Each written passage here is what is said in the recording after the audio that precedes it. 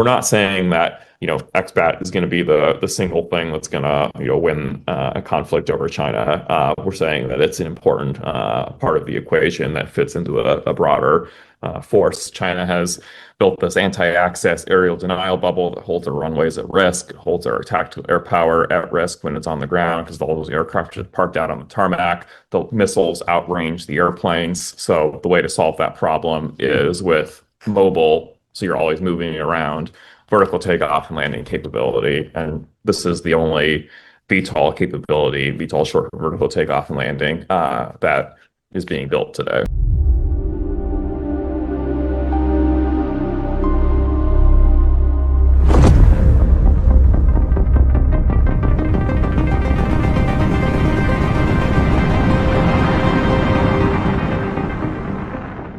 What Hivemind does is fundamentally it's reading and reacting to the situation around it. That's what sets the AI component or the autonomy component apart from just following pre-programmed mission profiles.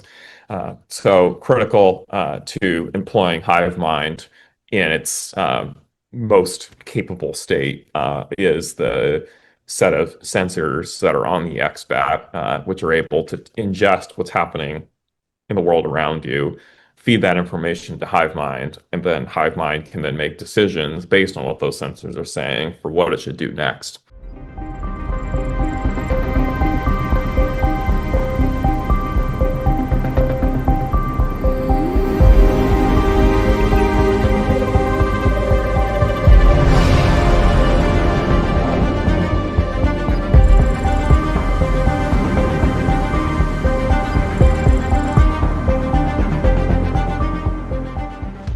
China's economy from a production standpoint is greater than the United States. So how do you counter that? Well, it's going to be hard to match it on a pure numbers basis. But America's fundamental advantages are innovation. So XBAT is extremely innovative. There's nothing like it in the world today. And it presents an asymmetric dilemma to the adversary where to counter it, because they don't know where it's coming from, because it's so cheap for what it's able to do, the cost of countering it is high, and they have to always be looking in multiple places for where it's going to come from. So it's kind of like an asymmetric warfare capability that really tips the balance of power, in the Pacific.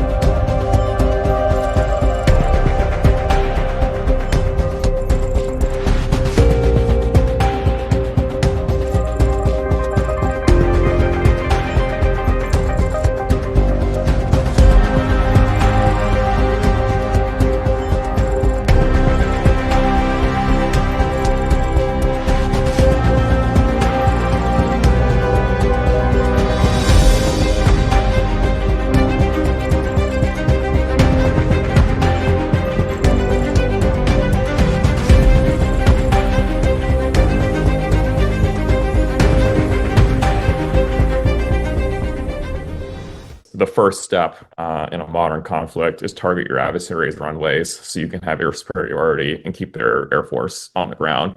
China has built a lot of their force on trying to do that exact same thing, because the United States, for the last 30 plus years, has focused on being very survivable in the air. We have extremely exquisite stealth aircraft that are very hard to detect when they're in the air, but when they're on the ground, they're vulnerable. So China has basically said, we're not going to compete with you stealth on stealth in the air. We're just going to target your aircraft before they can even get off the ground.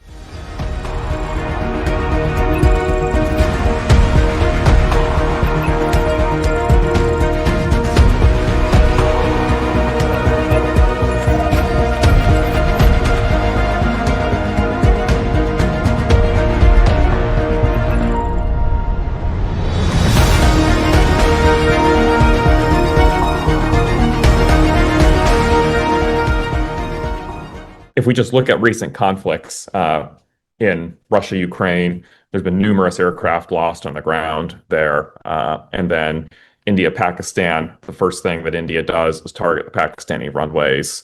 So then Pakistani aircraft can't take off.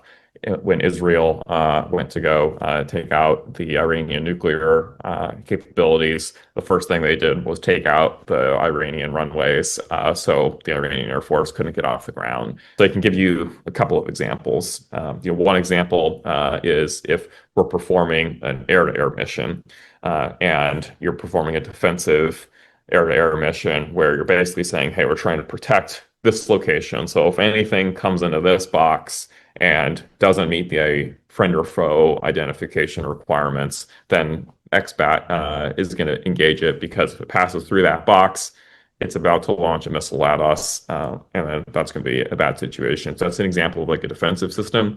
Offensively, the way that the autonomy works is, if you're going into a contested environment, new threats might be popping up in different places. XBAT sensors ingest those threats and then update the routing of the way the aircraft is flying to route around those threats. And then it uses its sensors to find and identify the type of target that it's looking for, and then asks permission to the human who's monitoring, should I engage this or not? And the human can provide the decision whether or not they want to engage it or not.